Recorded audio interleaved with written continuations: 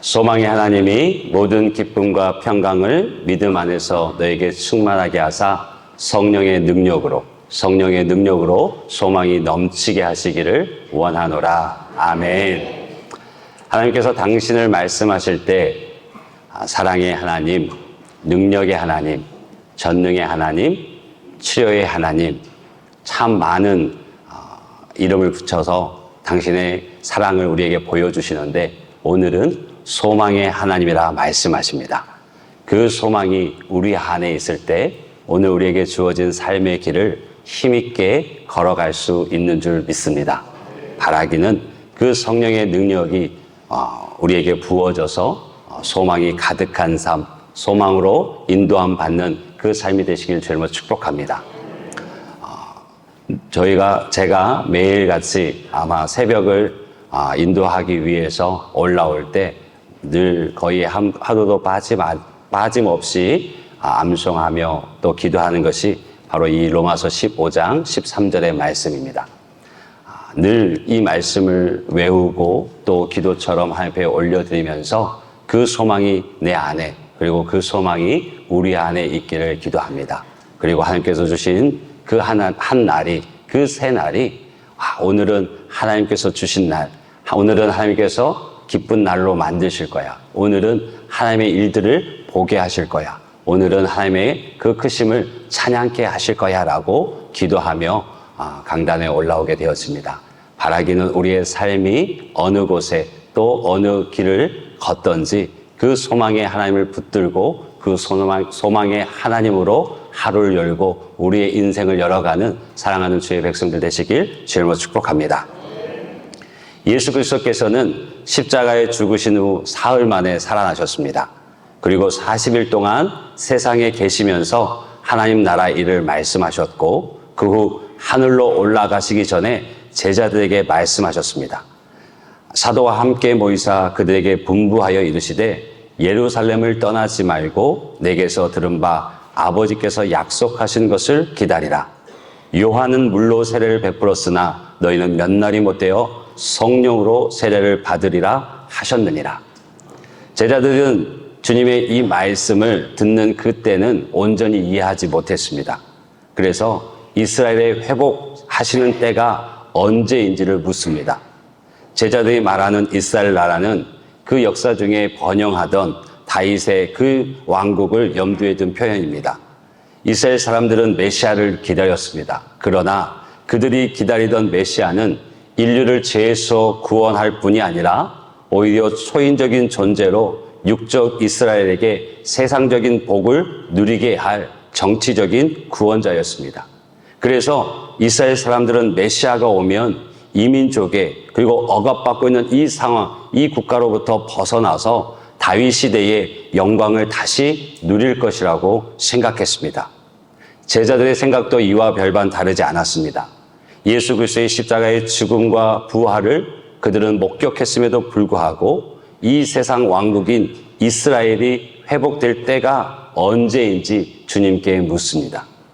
예수님께서는 제자들의 그 어리석은 질문에 대해서 그 때와 시기는 하나님께 속한 것이니 너희는 그것에 관심 갖지 말고 제자들이 진짜 관심을 가져야 될 것을 말씀하셨습니다. 이르시되 때와 시기는 아버지께서 자기의 권한에 두셨으니 너희가 알 바 아니요 오직 성령이 너희에게 임하시면 너희가 권능을 받고 예루살렘과 온 유대와 사마리아와 땅끝까지 이르러 내 증인이 되리라 하시니라.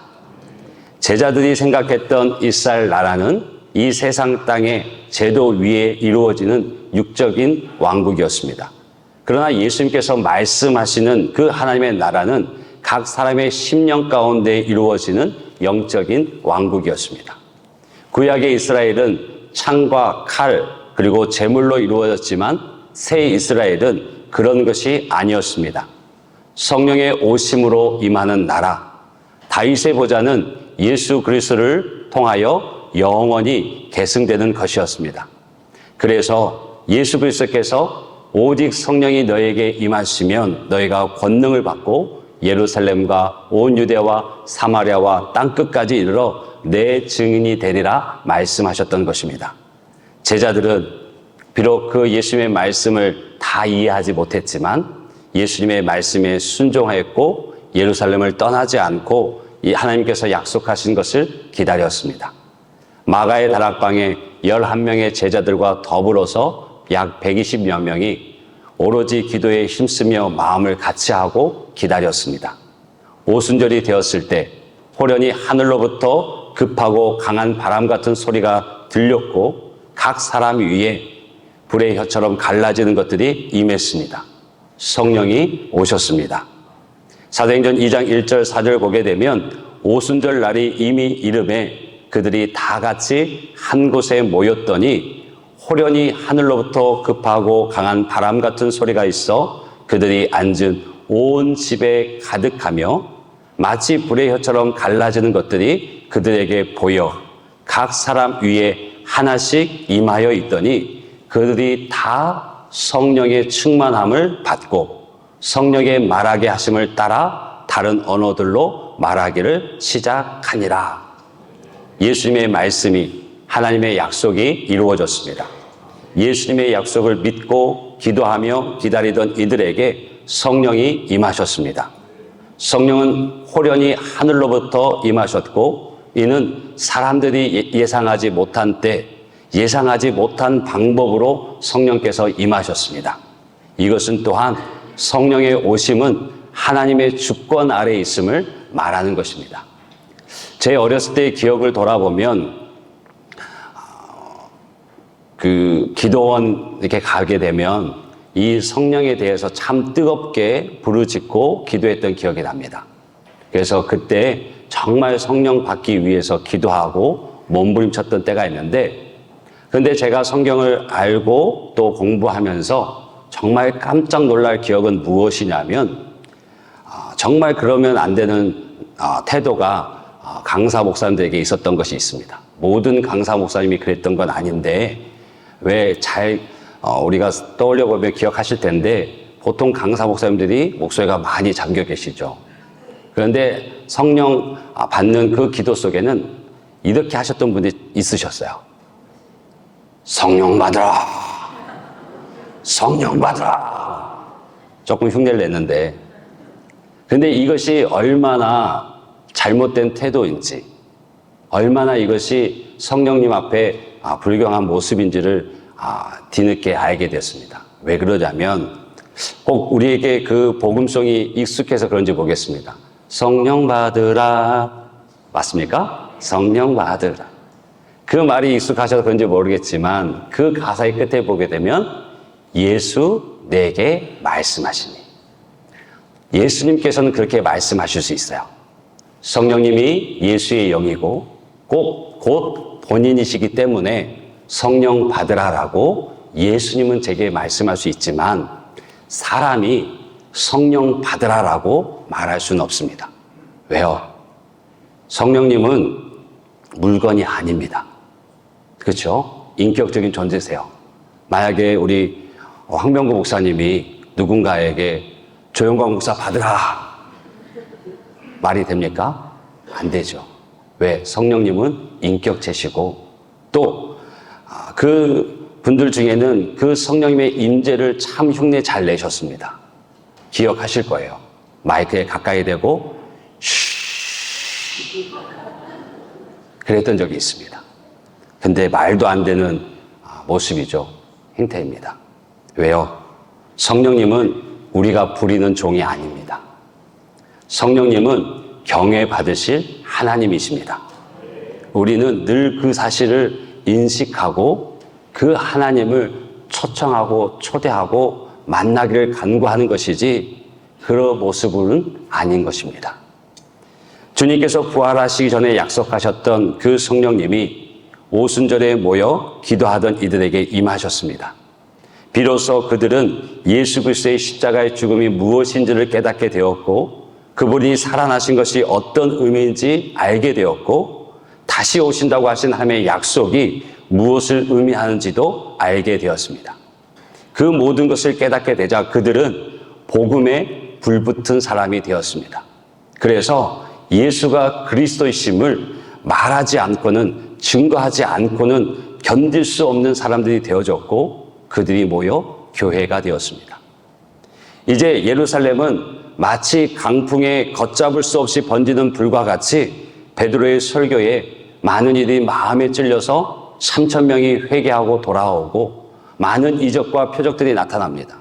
40여 년 동안 한 번도 일어서지 못했던 하반신 장애인이 일어나 걷기도 하고 뛰기도 하고 하나님을 찬양하는 일들이 나타나게 되어지고, 또 설교할 때 남자만 5,000명이 하나님 앞에 돌아오는 역사가 있게 되어집니다. 그리고 계속해서 많은 표적과 기사가 일어나게 되어집니다. 귀신이 쫓겨나고 병이 고침받고 교회 안에 들어온 이들은 모든 물건을 나눠 쓰고, 또 가난하고 헐벗은 굶주린 자들을 도왔기 때문에 교회 안에는 그런 이들이 없을 정도였습니다. 여러분 생각해 보십시오. 예수님 당시에 그 예루살렘의 인구가 많은 학자들이 추정하는데 적게는 25,000명, 많게는 10만 명 정도 된다고 합니다. 그렇게 크지 않은 동네지요. 그런데 이 짧은 시간 성령의 임함을 통해서 또 복음을 전하는 그 불붙은 제자들을 통해서 한 번에 3,000명이 회개하고 돌아오고, 또 남자만 5,000명이 회개하고 돌아오고, 그러면 이미 그 예루살렘 교회의 수가 적게는 8,112명이고 8,120명이고 많게는 2만, 3만도 되어줄 수 있겠죠. 엄청난 수가 그 안에서 성령의 임함을 통해서 큰 소동이 일어납니다. 하나님의 역사가 불같이 일어납니다. 그리고 많은 사람들이 예수 믿는 사람들이 정말 대단하구나. 그래서 교회에서 예배하는 이들을 참으로 존경하고 참으로 부러워했습니다. 그래서 그때 그 부흥의 역사를 사도행전 6장 7절에는 이렇게 얘기합니다. 하나님의 말씀이 점점 왕성하여 예루살렘에 있는 제자의 수가 더 심히 많아지고 허다한 제사장의 무리도 이 도에 복종하니라. 아멘. 얼마나 많은 사람들이 예수를 믿고, 또 제사장의 무리까지도, 허다한 제사장의 무리까지도 이 복음 앞에 나와서 무릎을 꿇고 주님을 영접합니다. 여러분, 제사장들이 어떤 이들이었습니까? 그들은 죄 없는 예수님을 신성모독이라고 해서 십자가에 내몰았던 이들이 이 제사장들입니다. 자신의 손으로 죽였던 그 예수가 하나님의 아들이요 메시아임을 그들은 깨닫게 되어지고 회개하며 주님 앞에 나와 엎드리게 된 것입니다. 그 놀라운 그 부흥의 역사가, 놀라운 그 복음의 역사가 이 예루살렘 성 안에 가득하게 되어진 것입니다. 그러자 그 당시 예수님을 십자가에 못 박았던 또 다른 유대인 지도자들은 위기감을 느끼게 됩니다. 혹여 자신의 기득권이 어떻게 될까? 혹여 자신들이 신변이 어떻게 될까? 겁내하고 두려워하게 되었습니다. 그래서 유대교 지도자들은 어떻게 해서든 제자들의 그 입을 틀어막으려고 합니다. 붙잡아서 감옥에 가두고 매를 때리고, 차마 많은 이들이 보고 있기 때문에 죽일 수는 없지만 협박하고 핍박의 수위를 점점 높여갑니다. 다시는 그 입에 예수의 이름을 담지 말라고, 다시는 예수에 대해서 말하지 말라고 때리고 협박하고 내어줍니다. 그러던 중에 스데반 집사님이 복음을 전하고 많은 표적과 기사를 나타내던 중에 잡혀오게 되어집니다. 그리고 공회에서 너희가 어떤 연유로 네가 무슨 일을 말하느냐라고 물었을 때 그는 구약의 역사를 들어가면서 구약에 말씀하셨던 그 메시아가 너희들이 죽인 예수님이다. 그분이 그리스도시고 그분을 통해서 하나님의 나라가 이루어진다라고 말합니다. 그러자 그들이 마음의 찔림을 받습니다. 그런데요, 복음 앞에 두 부류가 나타나는 것을 보게 되어집니다. 베드로가 설교에서 한 번에 3,000명이 회심하고 돌아올 때 그들도 복음 앞에서 마음이 찔렸습니다. 너무나 마음이 괴로웠고 아파서 찔려서 베드로 앞에 나와서 그럼 우리가 어떻게 해야겠습니까? 우리가 어떻게 해야 구원을 받겠습니까? 물었고, 베드로는 주님 앞에 회개하고 세례 받으라고 얘기했습니다. 그런데 오늘 이 스데반 집사가 복음에 대해서 말했을 때 많은 이들이 동일한 가슴에 찔림은 있었지만 전혀 다른 길을 택합니다. 귀를 막고 소리를 지르고 하나님의 이름을 욕되게 한다고 돌을 들어서 그 스데반 집사를 죽이게 되어집니다. 그때부터 예루살렘 교회는 대대적인 박해가 일어나게 되었습니다. 그러나 여러분 생각해 보십시오. 우리는 이미 답을 다 알고 있습니다. 그런데 그렇게 복음의 전파가 스데반 집사님을 죽임으로 말미암아 대대적인 박해와 잔멸하러 나서는 그들의 모습을 통해서 복음의 전파가 멈춰섰습니까? 아니죠. 그 하나님의 일들이 교회가 그대로 소멸됐습니까? 아니죠. 마치 붕의 불씨가 다른 곳에 옮겨져서 불꽃이 되어지고 다시 거대한 불길이 되어졌습니다. 주님의 말씀이 이루어지는 새로운 국면으로 접어들게 되는 것입니다. 오직 성령이 너에게 임하시면 너희가 권능을 받고 예루살렘에서도 온 유대에서도 사마리아에서도 땅끝까지 내 증인이 될 것이다 라고 말씀하셨습니다. 예루살렘에 갇혀있던 복음이 예루살렘에만 머물러 있던 예수의 이름이 스데반 집사님의 죽음을 통해서 예루살렘 교회의 박해를 통해서 온 유대 사마리아까지 이르게 되어집니다. 하나님의 말씀이 이루어지고 있는 것입니다. 여러분, 하나님 안에서는 버려진 사건이 없습니다. 믿으십니까? 우리 한번 같이 고백해 볼까요? 하나님 안에서는 버려진 사건이 없습니다. 시작. 하나님 안에서는 버려진 사건이 없습니다. 아멘. 부흥하던 예루살렘 교회의 환난과 핍박이 다가온 것입니다. 이 환난과 핍박은 예고 없이 다가왔습니다. 우리가 신앙생활을 할 때에도 그 환난은, 그 어려움은 갑자기 다가옵니다. 우리가 미처 준비하지 못했는데 미리 생각하지 못한 일들이 갑자기 다가와서 우리를 당황시키고 우리를 참으로 어렵게 만듭니다. 주일의 예배도 잘 드리고 구역 예배도 열심히 드리고 또 하나님의 것을 구별하여서 11조도 올려드리고 늘 말씀 묵상하며 읽고 또 그 말씀대로 살기 위해 기도하며 걸어가는데 갑자기 어려움이 다가올 수 있습니다. 부흥하던 예루살렘 교회에 그런 어려움이 다가왔듯이 또 갑자기 우리 몸에 질병이 발견될 수 있고 또 갑자기 사고가 일어날 수 있습니다.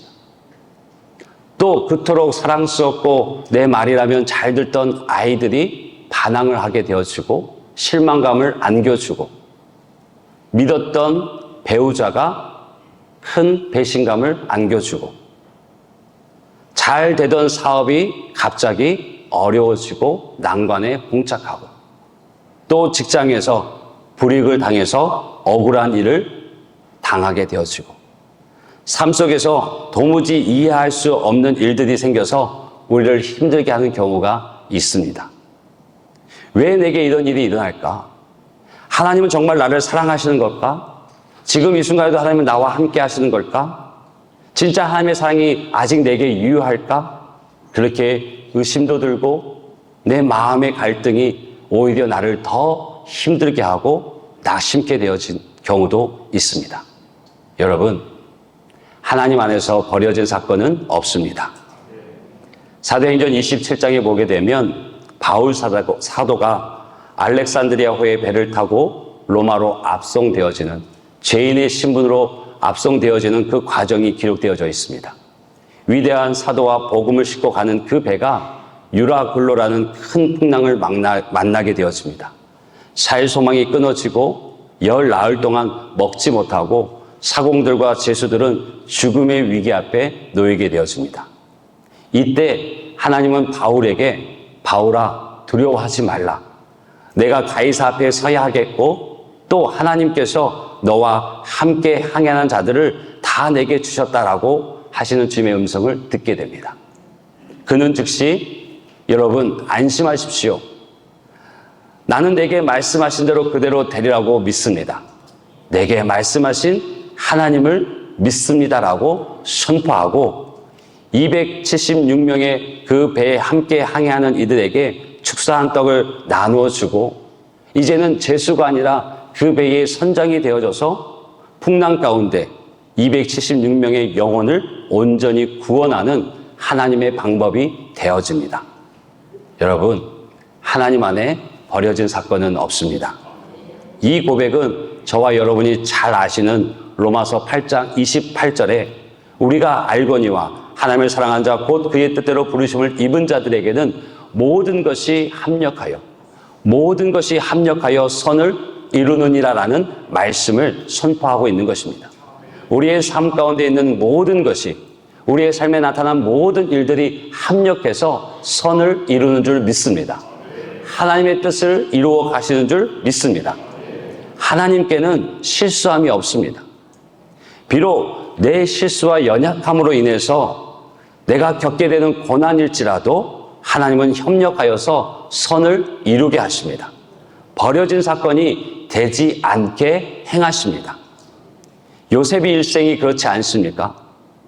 생각 없이 내뱉은 꿈 이야기가 경솔함으로 형들의 미움을 받게 되어지고 이집트 애굽의 노예로 팔려가게 되어집니다. 그곳에서도 누명을 입고 감옥으로 가게 되어지죠.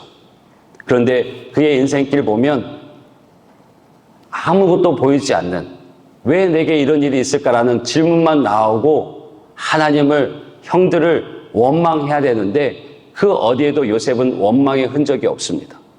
그리고 주어진 그 자리에서 그는 하나하나 배워가고 그의 지경을 넓혀갑니다.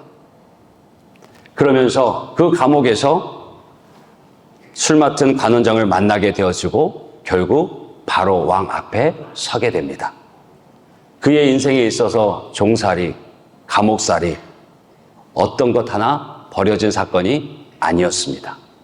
합력하여 선을 이루게 하신 하나님의 계획이었습니다.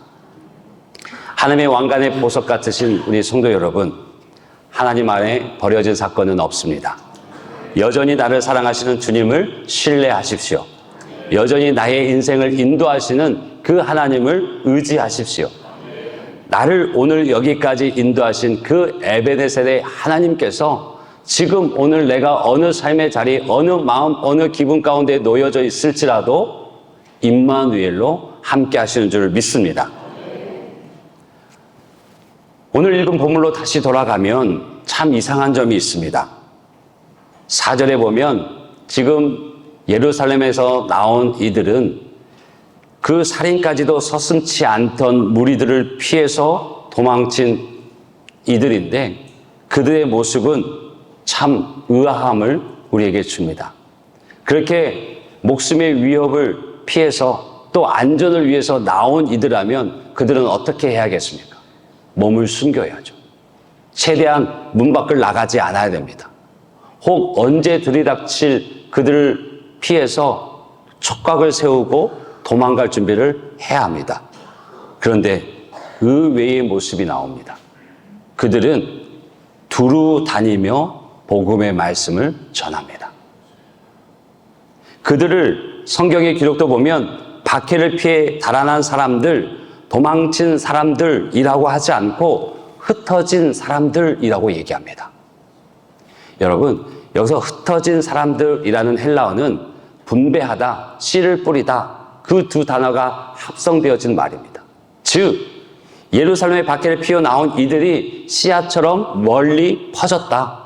또 복음을 전하기 위해서 흩어졌다라는 것을 말하고 있고 실제 그들의 삶이 그랬습니다. 몸을 숨겨야 되고 어떻게든 안전에 최대 관심을 둬야 되는데 그것에는 아랑곳하지 않고 두루 다니며 가가호호 만나는 이들마다 예수가 그리스도이심을 전하며 다녔습니다. 놀랍지 않으신가요? 그리고 그 중에 빌립이 사마리아 성에 들어가게 되어집니다. 그리고 복음을 전합니다. 그리고 그를 통해서 많은 표적과 기사가 일어나게 되어지고 많은 이들이 믿음으로 서게 되어집니다. 그래서 8장 8절에 무엇라고 나와 있습니까? 그 성에 큰 기쁨이 있더라. 아멘. 우리 한번 같이 해보실까요? 그 성에 큰 기쁨이 있더라. 아멘. 있더라.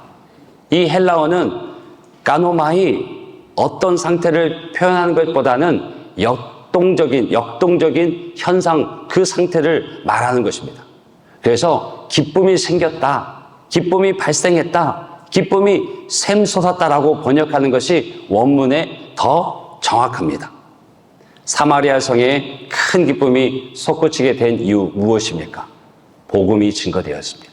예수의 이름이 전해졌습니다. 7절에 보게 되니 예수의 이름이 전파되고 복음이 증거되어지니 귀신이 쫓겨나게 되어지고 불치병 환자들이 치유되는 역사가 일어나게 되었습니다. 어디예요? 사마리아 성에. 사마리아 땅이 어떤 곳입니까? 그들이 역사 속에서 이방인 민족과 혼혈이 되어지면서 부정한 이들이었습니다.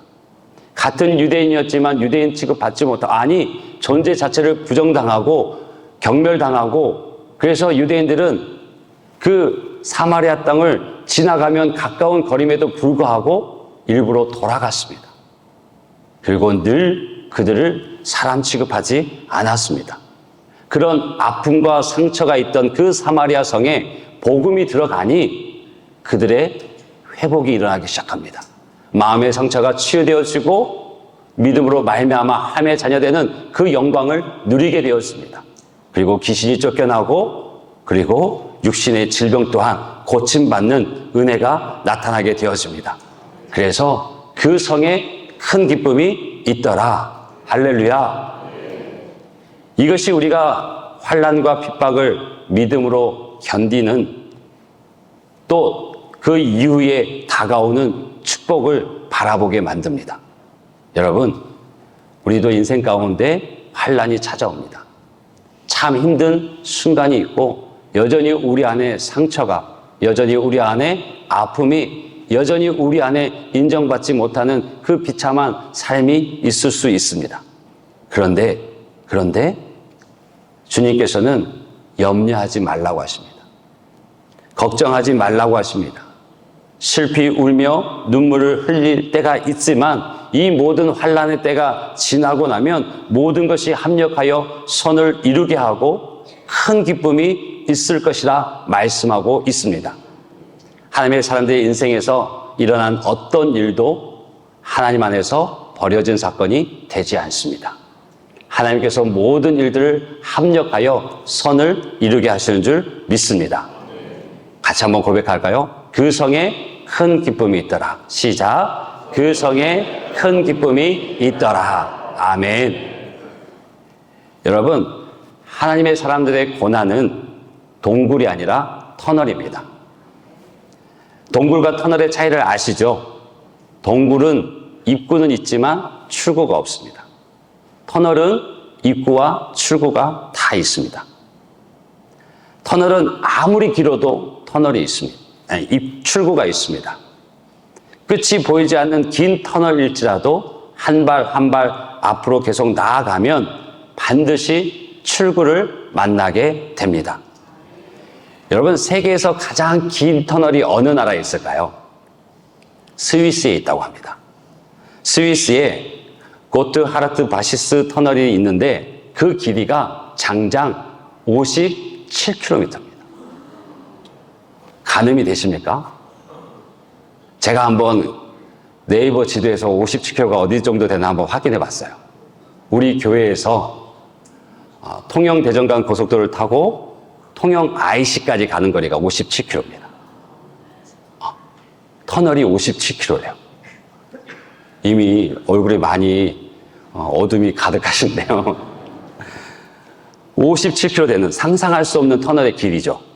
근데 중요한 것은 이 57km 되는 터널이라도 반드시 출구가 있다는 거예요. 터널을 지날 때 필요한 것이 한 가지 있습니다. 그것은 믿음이에요. 아무리 끝이 보이지 않고 점점 더 어둠 속으로 들어간다 할지라도 터널은 반드시 출구가 있습니다. 그 오랜 시간, 차로 가도 40분, 50분 걸리는 그 시간, 거기를 지나는 운전자에게 필요한 것이 출구가 있다는 믿음입니다. 그것이 있기 때문에 두려움이 없어요. 왜? 이 터널 끝에 출구가 있기 때문에. 우리 인생은 동굴이 아니라 터널인 줄로 믿습니다. 터널이라면 통과해야 합니다. 우리가 서울을 간다고, 운전하여 서울을 간다고 생각하면 터널을 만날까요? 만나지 않을까요? 만나죠. 내가 서울 가고자 하는데 터널을 안 만날 거야 라고 하면 서울을 가겠다는 말입니까? 안 가겠다는 말입니까? 안 간단 말이에요. 우리의 인생길 가운데 터널은 있습니다. 터널은 지나가야 합니다. 그 터널은 아무리 긴 터널이라도 반드시 출구가 있습니다. 그렇기에 우리는 포기하지 않고 믿음으로 끝까지 가야 합니다. 너무나 감사하고 너무나 하나님의 큰 은혜를 느끼는 것은 무엇이냐면 그 터널을 지나기까지 우리에게 다시 용기 주시고 다시 힘 주시는 이가 함께 하신다는 것입니다.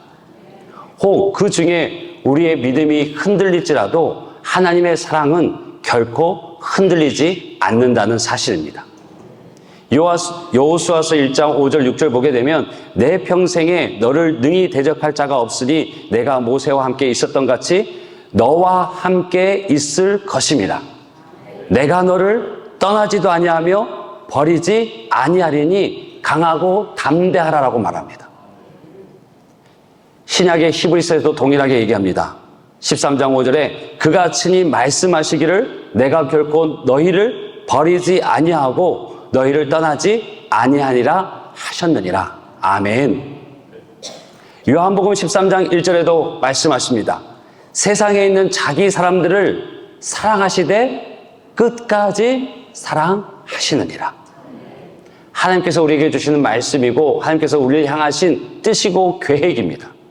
우리가 어느 삶의 자리 가운데 있든지 어느 고통과 시험 가운데 있든지 주님께서는 우리를 향한 그 사랑을 한 번도 회하신 적이 없고 한 번도 거두신 적이 없고 한 번도 흔들리신 적이 없습니다.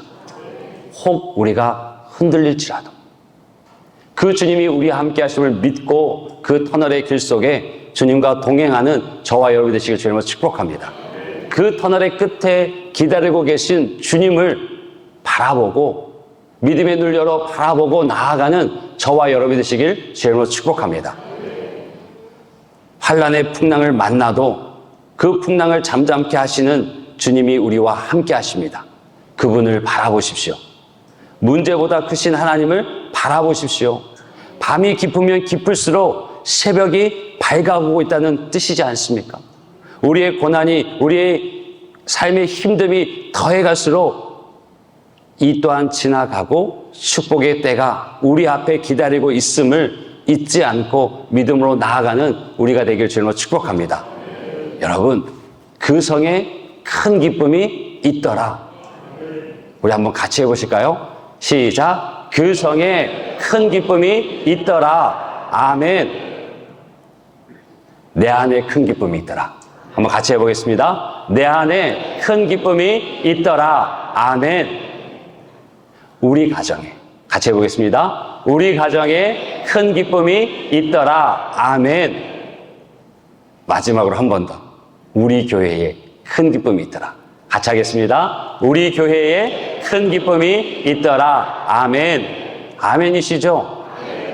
우리가 지금 어느 길을 걸어가든 우리와 함께 하신 그 주님이 이 약속의 말씀, 생명의 말씀, 살아있는 말씀을 우리 삶 가운데 이루실 줄로 믿습니다. 그 성에 큰 기쁨이 있을 것이고 내 안에 큰 기쁨이 있을 것이고 우리 가정과 교회 안에 큰 기쁨이 있을 줄로 믿습니다. 우리 안에 그 믿음을 통하여서 성령의 능력으로 말미암아서 소망이 넘치게 하시고 기쁨이 샘솟게 하실 줄로 믿습니다. 믿음으로 선포하고 믿음으로 앞으로 나아가는 하나님의 백성들 되시길 주님으로 축복합니다.